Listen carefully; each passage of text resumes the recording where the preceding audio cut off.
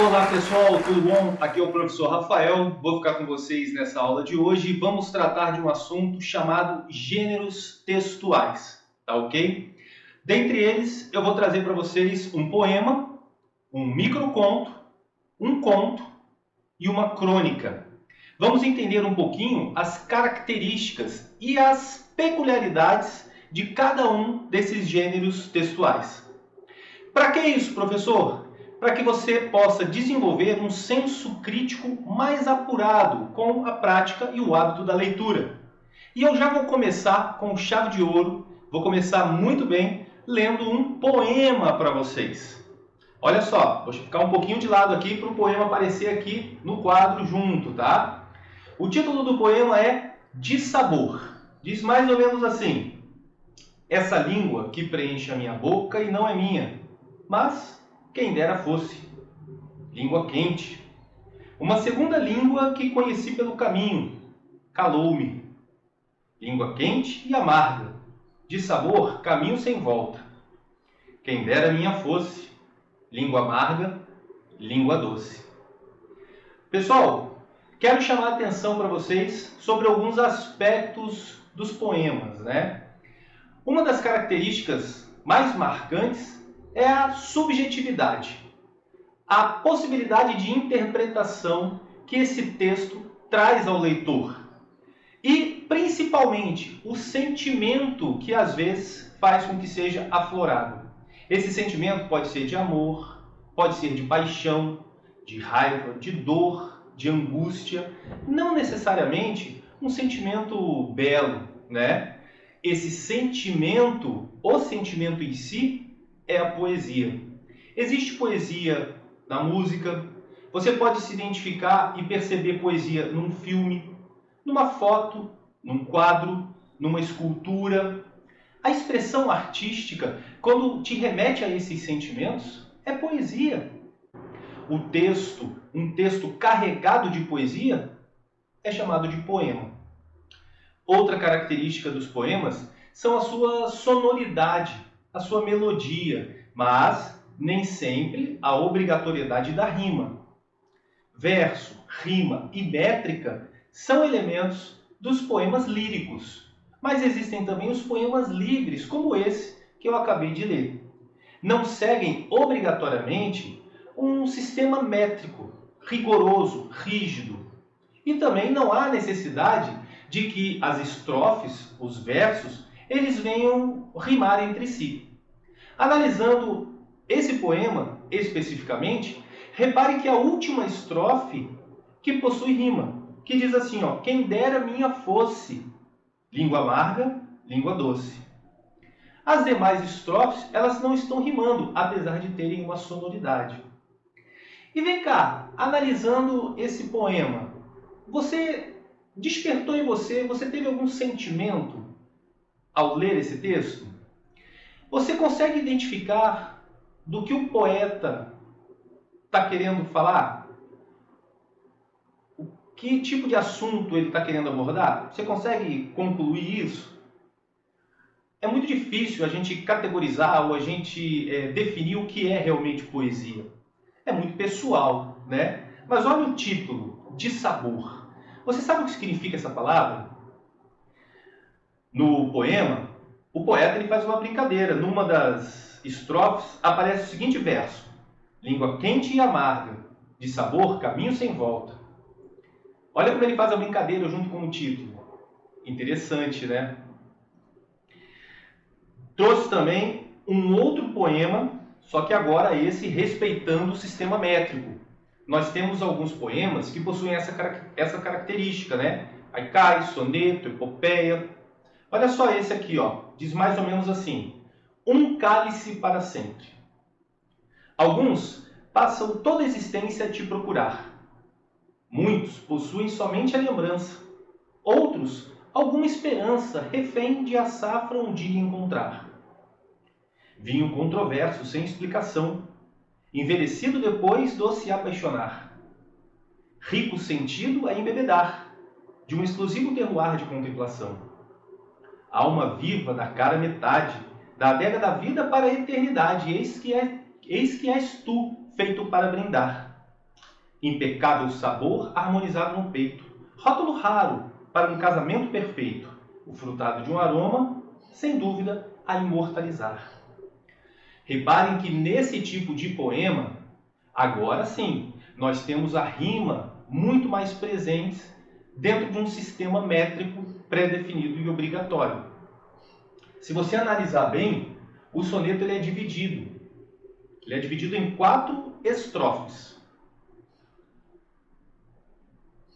2 quartetos, inicialmente, e 2 tercetos, logo na sequência. Reparem que no quarteto, o primeiro verso ele está rimando com o quarto. Essa é uma das opções, né? É a chamada rima entrelaçada ou oposta. E a segunda, o segundo verso, ele rima com o terceiro. Isso acontece também no segundo quarteto.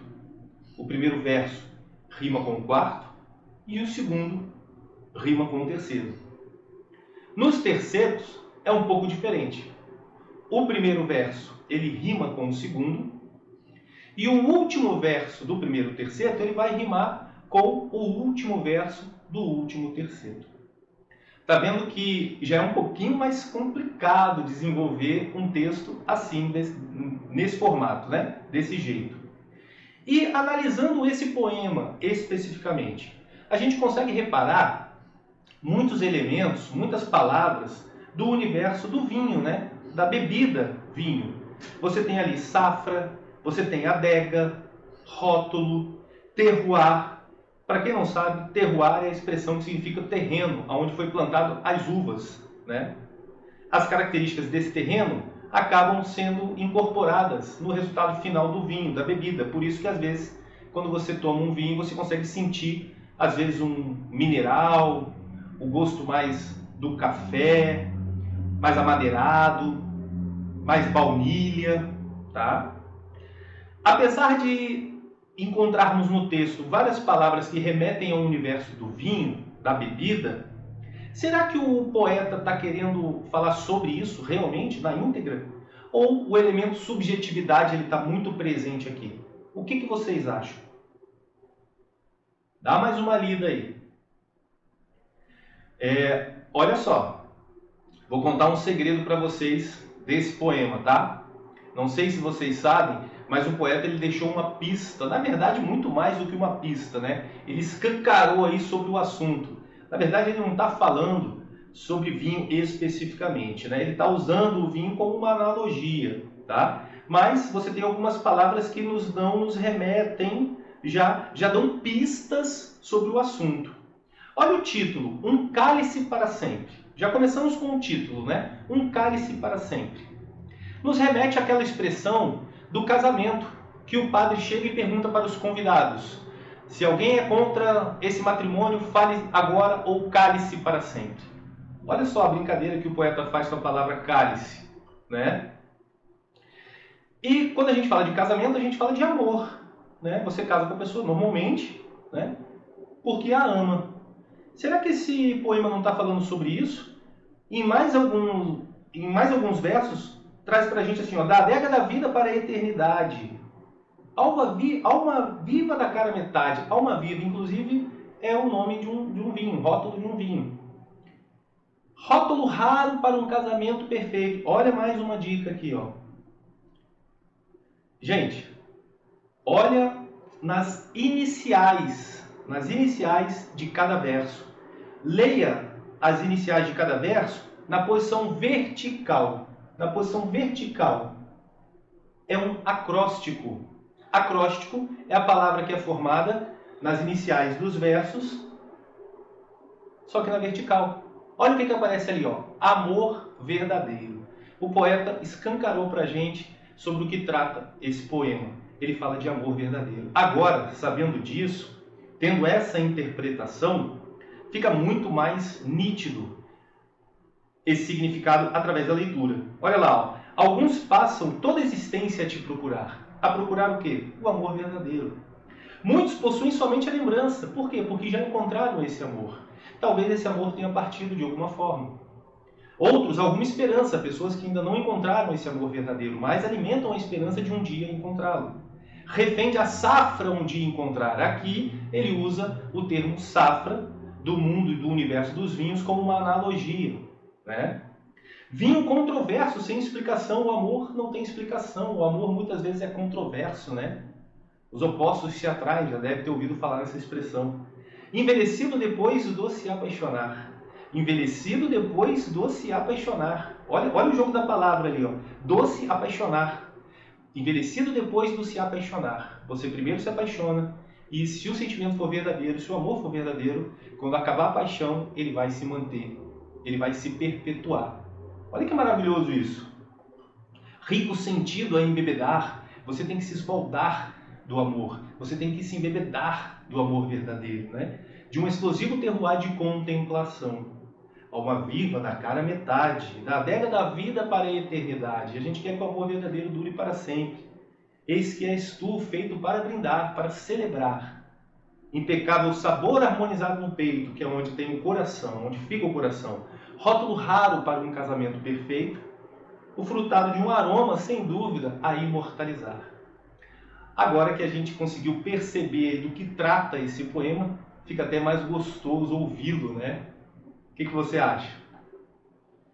Além desse poema, eu trago também para você, aluno leitor, um microconto. Agora a gente vai mudar de gênero textual, tá? Os microcontos são uma espécie, um subgênero, melhor dizendo, dos contos. Os contos, eles possuem alguns elementos, né? É uma narrativa ficcional, onde você tem um narrador, personagens e um enredo, dentro de uma faixa de tempo, através até mesmo de um ponto de vista específico.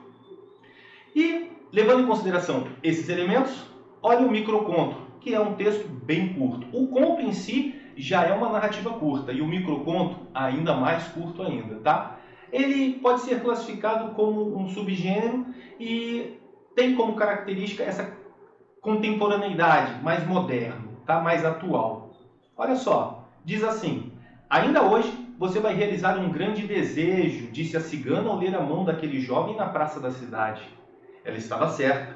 Seu corpo apareceu boiando no rio horas mais tarde. É um microconto até um pouco macabro, né? Você vê que tem personagens, a cigana, que está lendo a mão do jovem, o jovem, que teve a mão lida pela cigana, existe um enredo, né? E existe um desfecho ali no final. Agora eu te pergunto, analisa esse microconto. Para você que acabou de fazer a leitura, o corpo que apareceu boiando no rio é de quem? É da cigana, que leu a mão do jovem, do rapaz? Ou é o do rapaz, que teve a mão lida pela cigana?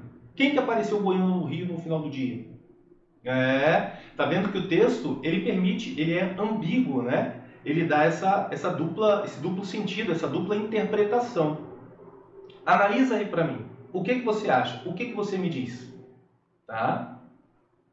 E, além desse microconto, eu trouxe um conto também.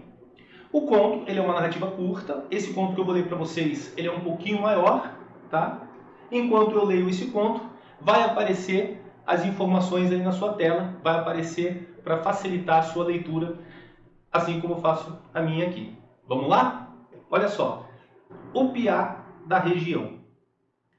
Certa vez, um amigo estrangeiro, que por essas terras curitibanas veio a se aproxegar, me confessou um pequeno segredo. Nem é tão segredo assim que eu não possa compartilhar. Na verdade, está mais para um fato hilário, algo de fato peculiar. Toda sexta, como um rito sagrado, seu vizinho ao lado punha carvão a queimar. Num desses dias, veio o esperado convite. O anfitrião Casagrande foi lá lhe chamar. Convite aceito, pensou logo ele. Não só no cheiro hoje vou a ficar. O mistério do aroma foi então revelado. Costela no bafo. Benditolência que louco deixava todas as sextas o estrangeiro a ficar. Em certa altura do campeonato, conversa vai, conversa vem, tipo papo de bar, eis que surge então uma expressão em particular. Um dos convidados, um cara gordo e engraçado, afirma em voz alta: saiu voando o piá. Piá? O que será? Um novo mistério surge a revelar. O estrangeiro, então, passa a desconfiar que a divertida palavra é gíria do lugar. Começa por instinto a muito observar. Repara que em volta há várias gaiolas, algumas vazias, outras compostas por pequenas aves que tendem a piar. Pensa ele, já sei, a expressão que ouvi trata-se de um passarinho a voar. Horas depois, salivando com a ponta da costela a desmanchar, escuta algo novo que interrompe de pronto o seu degustar. Aquele mesmo sujeito gordo agora afirma, um piá da água tirar. Não pode ser. Equivocado estou eu, fica o estrangeiro confuso a pensar. Mas então, o que será? Volta ele a se questionar. Como um detetive implacável, o estrangeiro passa pistas a procurar. Até que encontra na garagem da casa, para sua surpresa, diversas varas de pescar. Só pode ser isso. Tambaqui, pacu, piá. Já sei, a expressão que ouvi trata-se de um peixe a nadar. Mas nada é tão simples como a imaginar. Do mesmo homem gordo e engraçado, culpado por vezes do mistério lançar, eis que surge um menino, branquelo e pançudo, a se aproximar. O que é, piá? Pergunta ele ao seu próprio filho, que não para de choramingar. Pronto, um novo desafio é lançado ao estranho naquele lugar. Resolver essa é fácil, pensa o inocente convidado ao jantar. Só há uma explicação possível. Piá é o nome do garoto, branquelo e pançudo, filho daquele que insiste em me provocar. Um nome que mais parece um apelido, tão engraçado quanto o pai, que sem querer o condenara a tal alcunha carregar. Já sei, a expressão que ouvi trata-se de um nome em particular. Porém, para espanto do estrangeiro, por ali também se encontram muitos outros piás. Uns com menos pança, é verdade, outros não tão brancos assim. Que estranho! Quantos destes piás podem existir no mesmo rol familiar? Seria essa uma tradição da região? Talvez sim, talvez não. Ora, assim fazem os árabes com os primeiros que por lá nascem. O nome do profeta eles passam a carregar. Pronto, agora eu sei. A expressão que ouvi trata-se de um herói a homenagear. Quão tolo é esse vizinho estrangeiro, que das bandas de um rio em janeiro veio aqui para ficar. Mal sabe ele que nada do que imagina está certo. Tentativas inúteis são as dele em acertar. O sentido da palavra é mais simples do que se pensa, fruto de um país rico em seu linguajar. Piá nada mais é que um menino, seja ele pançudo ou não. Pelo menos é assim que se diz para cá dessa bela região, o Paraná.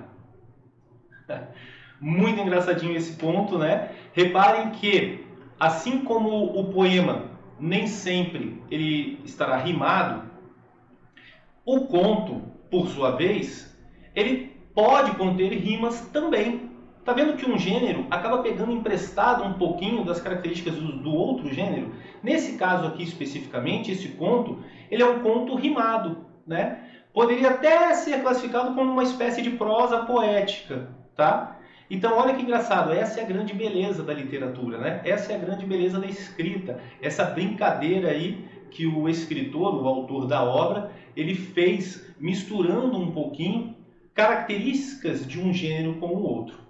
Por isso que eu fiz questão de trazer esse conto, que eu acho que ele é bem peculiar, né? E faz a gente... Além do que, ele é bem engraçadinho, tá? O conto em si, para a aula de língua portuguesa, esse conto especificamente, ele é muito útil porque ele trata de um assunto que a gente já viu nas nossas aulas, que é a variação linguística, né? Aqui existe uma curiosidade em volta do termo piá. O estrangeiro ouviu esse termo, ficou confuso, sem saber do que se tratava, e ficou imaginando N coisas, N possibilidades do que poderia ser essa expressão. Lembra que a variação linguística ela pode se dar por aspectos sociais, econômicos, né, regional, de estilo, histórico. Tá? E para finalizar, mais um gênero textual que eu faço questão de ler com vocês. Para finalizar agora, uma crônica. Tá? Os elementos presentes nas crônicas são um pouquinho diferentes. A crônica tem uma tendência de misturar elementos do jornalismo com os elementos literários e trata mais do cotidiano, do dia a dia, né? Trazendo às vezes aí um ponto de vista humorístico, né? Trazendo o humor como peça central. Não é uma regra também, né? A sátira, ok? Olha só, essa crônica se chama Já é um Começo. A seguinte manchete saiu na Tribuna do Ceará: ônibus terão passagens gratuitas para presos em regime aberto e semiaberto. A mesma notícia passou a ser compartilhada nas redes sociais, acompanhada de uma avalanche de revolta por parte dos internautas. Não poderia ser diferente. Curioso, antes de expressar qualquer opinião, fui me aprofundar no assunto. Como professor e coordenador pedagógico, acho até louvável alguns esforços para reintegrar o egresso à sociedade, principalmente quando o objetivo se trata do deslocamento deles para cursos de ensino fundamental e demais atividades que têm como propósito a sua capacitação profissional. Mas venhamos e convenhamos, né? A justificativa de tal medida, no mínimo polêmica, é que os apenados sofrem dificuldade em se ressocializar. Tá de brincadeira. Pensando assim, por uma questão de equidade, condenados por estupro deveriam ganhar entrada livre nos puteiros, pois eles também irão enfrentar dificuldades em seus relacionamentos amorosos futuros. Que mulher em sã consciência vai querer se envolver com um ex-estuprador? Espero profundamente que nenhuma. Pela lógica, ainda diminuiríamos os casos de estupro. Zona com passe livre para ex-estupradores. Essa sim seria uma medida eficiente no combate à violência, principalmente contra a mulher, e ainda mais no Ceará. Também não podemos esquecer dos pedófilos, de todos os mais estigmatizados. Ora, eles não merecem uma segunda chance? E se quiserem adotar uma criança, como ficarão? Serão marginalizados para sempre? Partindo do mesmo princípio, o governo deveria adotar o PAIS, Programa de Adoção Simplificada para Ex-Condenados por Pedofilia, reduzindo, nesses casos, as exigências e a burocracia de todo o processo de adoção. Nada mais justo. Apesar do nome sugestivo, deixo para você, leitor, definir o significado da letra I, de indignação, na sigla do programa. Em contrapartida, a sociedade também deve agir. Eu, por exemplo, já estou usando o mesmo critério aqui em casa. Num ataque de fúria por ter perdido no videogame, o caçula xingou e chutou o irmão mais velho. O coloquei de castigo, óbvio. Agora, em retaliação, os meninos não o deixam jogar. Afinal, ele não sabe perder. Coitado. O castigo já acabou e ele ainda está enfrentando dificuldade em se ressocializar com os irmãos. Como pai, não posso permitir isso. Eu sou uma autoridade. Então fiz assim. Liberei o menor dos afazeres domésticos. Enquanto todos ajudam, lavando a louça e arrumando os quartos, o mais novo joga videogame. É o único horário que ele tem para fazer isso. Quem sabe assim ele aprende. Não é uma solução definitiva, mas já é um começo. Olha só, hein? Tapa na cara da sociedade. Essa crônica também eu gosto bastante, tá? Reparem que um dos elementos muito presentes na crônica é o humor. Será que essa crônica em si traz o elemento humor como principal? Ou será que não? Qual é o sentimento que você, leitor, teve ao ler esse texto? Reparem, com os exemplos que eu dei de gêneros textuais, tanto o poema quanto o microconto, essa subjetividade, essa interpretação diversa, ela vai ser diferente para cada um dos leitores. E é essa a maravilha. Todo texto ele é incompleto. Ele passa a ser completo à medida que ele é lido. É você que vai dar vida ao texto. Por isso que a prática da leitura é tão recomendada. Vai enriquecer seu vocabulário, vai ampliar seus horizontes e vai fazer você pensar um pouquinho fora da caixa. Com certeza você vai conseguir superar muito mais os obstáculos. O hábito da leitura faz com que você tenha maior domínio, maior controle sobre as suas emoções. Confia no professor, tá bom? Pessoal, antes de concluir essa aula, existe um link na descrição do vídeo que vai levar você num formulário do Google Forms para você preencher e a gente conversar um pouquinho mais. Eu quero que você interaja com essa aula, eu quero que você preencha ali, são 10 questões que tem para você conversar comigo e a gente poder interagir com o que você achou desses textos, o que você descobriu, palavras novas, tá? Você viu que no conto que a gente leu tinha algumas palavras ali, olência, que talvez você não saiba o significado, né? Aprochegar, tá? Alcunha. Então esse que é o barato da leitura, sempre você vai enriquecer mais seu vocabulário, vai fazer com que você tenha mais facilidade em tomar decisões, em superar obstáculos, abre a sua mente, você deixa de ser uma pessoa preconceituosa. A melhor forma de você viajar é lendo. Então, eu deixo essa sugestão para vocês, como dica, confia no professor, tá? O hábito da leitura vai te levar muito longe. Já dizia o mestre Ziraldo, né? Ler é mais importante do que estudar. Olha só, hein?